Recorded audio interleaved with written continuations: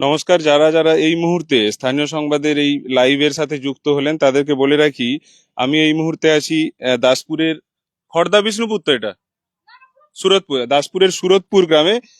দাসপুর আবারও বাংলার বুকে নজির সৃষ্টি করেছে। এই মুহূর্তে আমি যে বাড়িতে আছি, এই বাড়ির সেই ছেলেটাই যে এই সকল গ্রামাঞ্চলের রাস্তায় হেঁটেছে, পড়াশোনা করেছে, সেই ছেলেটাই কিন্তু রাজ্যের বুকে নজির সৃষ্টি করে ষষ্ঠ স্থান অধিকার করেছে এবারের 2026 মাধ্যমিক পরীক্ষায়। তো অবশ্যই আমাদের দাসপুরের গর্ব, আমাদের ঘাটালের গর্ব, আমাদের জেলার গর্ব। দেখুন সে ছবি সরাসরি।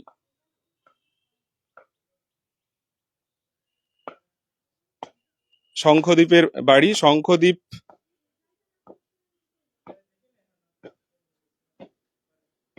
প্রথম ছবি আপনারা দেখছেন।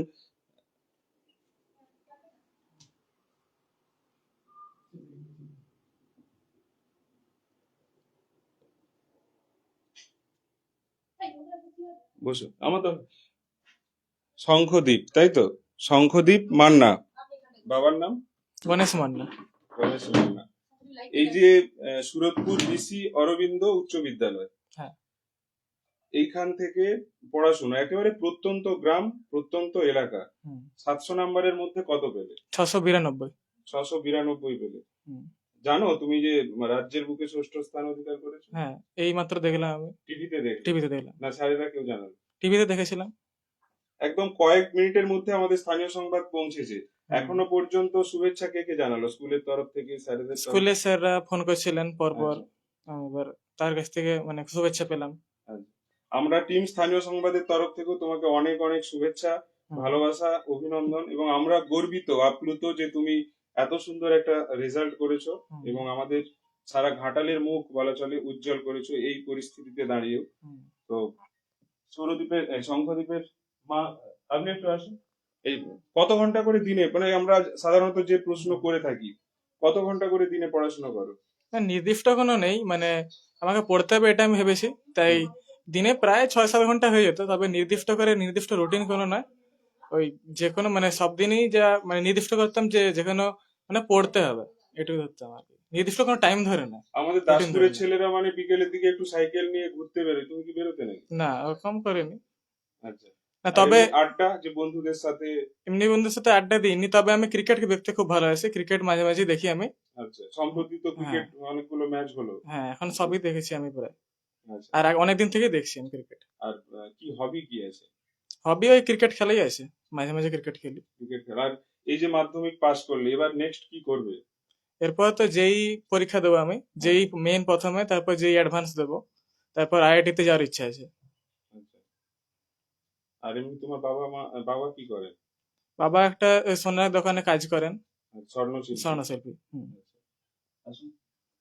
শঙ্খদ্বীপের মা, আজকের দিন, বসুন ছেলের পাশে বসুন, আজকের দিনে এক গর্বিত মা, হ্যাঁ, কতটা নিশ্চয়ই আনন্দিত বলুন। নিশ্চয়ই খুব আনন্দ, মানে খুবই আনন্দিত আমি ছেলের এরকম রেজাল্টে। আশা করেছি অনেকটাই ভালো করবে, তা বলে এই 10-এর মধ্যে থাকা, এটা আশা করিনি। হয়েছে, ছেলের সাফল্য স্কুলের স্যারেরা, টিউশনের স্যারেরা সাহায্য করেছে। আর আপনি কি এইটুকুই বলার। পড়তে বস বলে না না, কখনো নয়। ছেলেকে সেই শিশু শ্রেণী থেকে এই 10ম শ্রেণী পর্যন্ত কখনো বলতে হয়নি যে পড়তে বস। সবকিছু নিজের চেষ্টা আর মানে ভালো লাগা, পড়াশোনাটা মন থেকে ভালোবেসে পড়তো, যে জানতে হবে আমাকে পড়া, সবকিছু পড়া। এবারে মানে যে কোনো লেখা দেখলেই যে পড়ে ফেলতে হবে, সেটা পড়ার প্রতি একটা আগ্রহ ছিল সেই ছোট থেকে। হ্যাঁ। আর কি এই যে পড়ার সময় তো একটু যে মুখরোচক খাবার বা এই ধরনের কি ধরনের ও পছন্দ করতো? আপনি তো নিশ্চয়ই, আপনি গৃহবধূ তো, তাই তো? হ্যাঁ, আর ওর বাবা বাইরে থাকেন? বাবা ওই পরিযায়ী শ্রমিক, আর এখন কি বাড়িতে আছেন? না, বাড়িতে থাকেন। তাহলে উনি জেনেছেন খবর ছেলের এই? হ্যাঁ হ্যাঁ, জানা মাত্রই, টিভিতে জানা মাত্রই বাবাকে জানিয়েছি। আচ্ছা। আর ওই খাবার দাবার কি কি ও পছন্দ করে, বা সেগুলো তো যোগান দিতে হয় মাকেই, পরিবারের? হ্যাঁ হ্যাঁ, মুখরোচক খাবারটা একটু বেশিই পছন্দ করে। হয় আইসক্রিম, বিরিয়ানি, এইসব পছন্দের খাবার। আচ্ছা। আর এই যে ধরুন একটা চাপ তো বাড়লো, ভালো পড়াশোনা তো আরো সেভাবে এগিয়ে নিয়ে যেতে হবে, তাহলে এই স্কুলে পড়বে না এবার? ওই আমাদের সুরতপুর স্কুলেই পড়ার ইচ্ছা। আচ্ছা। স্কুল কি আর করবে, এটা মানে অত ইচ্ছা নিজেই মানে বড় স্কুলে যাওয়া মানেই যে ভালো পড়াশোনা ভালো কিছু সেটাও মনে করেনি ছেলে। আচ্ছা, এই যে এত সুন্দর একটা রেজাল্ট, মানে গৃহশিক্ষক কতজন ছিলেন আর স্কুলের শিক্ষকরা কতটা কি গাইড করেছিল? না, গৃহশিক্ষক আমার থাকেন না, আমি ব্যাচে যেই পড়তাম প্রত্যেকটাই। আচ্ছা, মানে ব্যাচে যে হ্যাঁ, সবই ব্যাচে যে গৃহশিক্ষক থাকেননি, আর স্কুলের শিক্ষকরা সাহায্য করেছেন দরকারে। ব্যাচে মানে একটা টিউশনের তিন মানে চারটা ব্যাচ সাবজেক্ট, আচ্ছা, মানে একটা স্যার 3-4টা সাবজেক্ট সাবজেক্ট পড়াতেন। এরকম ইতিহাস ভূগোল বাংলা একজন। একজনই স্যার, আচ্ছা। তারপরে ইংরেজি বাকিরা অঙ্ক আর ওই লাইফ সায়েন্স দুই তিনটা আলাদা ছিল। অনলাইনে কিছু ক্লাস করতে নেই, না, মানে যা মানে করেছো সম্পূর্ণ নিজেই করেছি। সবটা নিজেই করেছো, তাই তো? হ্যাঁ, ওই ব্যাচে যে পড়তাম তারপর বাকিটা নিজেই করেছি। এখন যে একটা ট্রেন্ড হয়েছে বাইরে গিয়ে না পড়াশোনা করলে অনলাইন না ক্লাস নিলে, না, ওরকম করিনি। আমাদের বাংলার যে সিলেবাস সেগুলো মানে পশ্চিমবঙ্গের সিলেবাসের উপরেই পড়াশোনা করেছো। হুম। আর এবার যে ধরো যেই দেবে বললে, তাহলে সেটার প্রিপারেশন কিভাবে নিচ্ছ? এখন আপাতত আমাদের বইগুলো, বোর্ডের বইগুলো পড়ছি এখন। হুম। তারপর ওই বইগুলো শেষ করার পর আমি এনসিইআরটির বইগুলো করবো। হুম। তারপর এবারে ধাপে ধাপে প্রিপারেশনটা নেবো।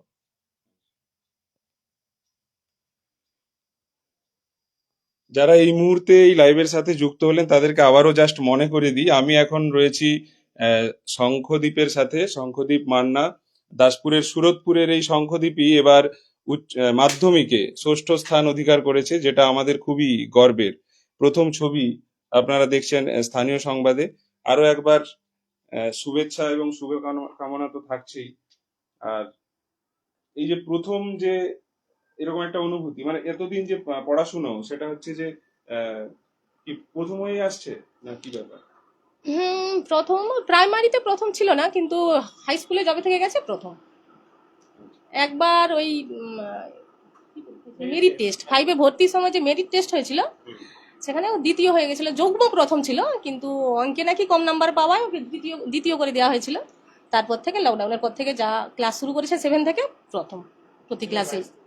ভবিষ্যতে কি ভাবনা আছে, মানে ছেলেকে ইঞ্জিনিয়ার ডাক্তার কি করা হ্যাঁ, ছেলের তো ইঞ্জিনিয়ার হওয়ারই ইচ্ছা, কিন্তু আর্থিক অবস্থা আমাদের খুবই সংকটের মুখে, দেখা যাক বাবা কত কি দূরে করে, যেতে পারে। কিভাবে পড়াশোনা বাবা ওই পরিযায়ী শ্রমিক, সোনার দোকানের কর্মচারী। একসময় সোনার কারিগর ছিল, কিন্তু এখন চোখে দেখতে না পাওয়ার কারণে কর্মচারী হিসেবে কাজ করছে কোথায়? সামান্য বেতন, দিল্লিতে। দিল্লিতে। হ্যাঁ, মোট পরিবারে কজন? পরিবারে আমরা 4 জন, আপনি, আপনার স্বামী, ছেলে আর মেয়ে। আর মেয়ে। হুম, দিদি। এদিকে আসো। কোন ক্লাসে পড়ে? আর দিদি এই মেয়ে।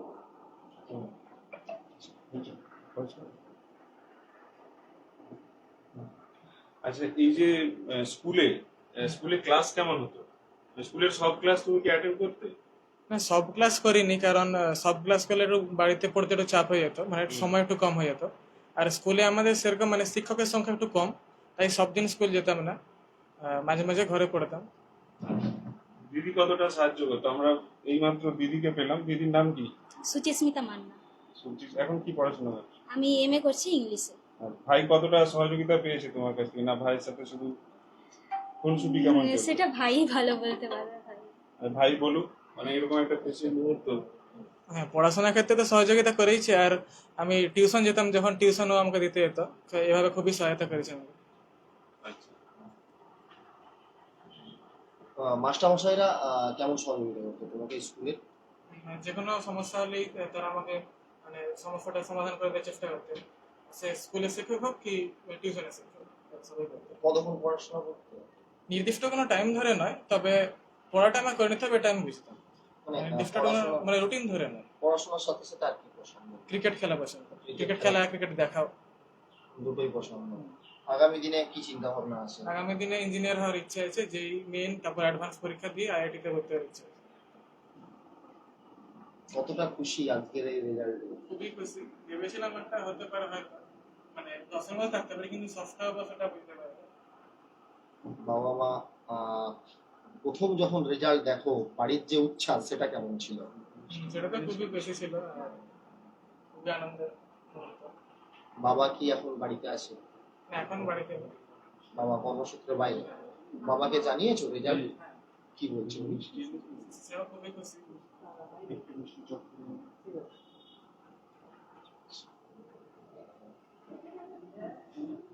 ভিজুয়াল করতে হবে।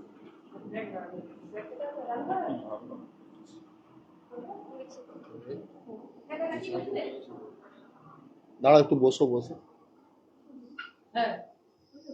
আপনারা যারা এই মুহূর্তে এই লাইভের সাথে যুক্ত হলেন তাদেরকে বলে রাখি যে আমরা এই মুহূর্তে রয়েছি শঙ্খদ্বীপের কে কে হন আপনি কে হন? মামা তো একবারে সামনে, মামা ছাড়া তো কিছু সম্ভবই নয়। শঙ্খদ্বীপের মামা, হ্যাঁ, কিরকম ভাগনা যে কি করলো, পরীক্ষা কি দিতে ব্যাপার? নিয়ে যাওয়া আসা। ভাগনা পরীক্ষা এই যে ষষ্ঠ হলো, আমি ভীষণ খুশি হয়েছি। হ্যাঁ, মানে খুশির কোনো সীমা নাই। হুম। হুম।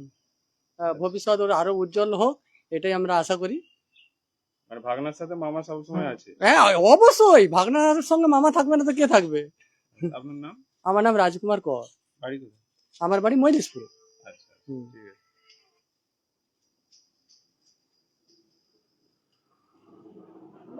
আচ্ছা, তুমি তোমার প্রাপ্ত নাম্বার গুলো পেয়েছো?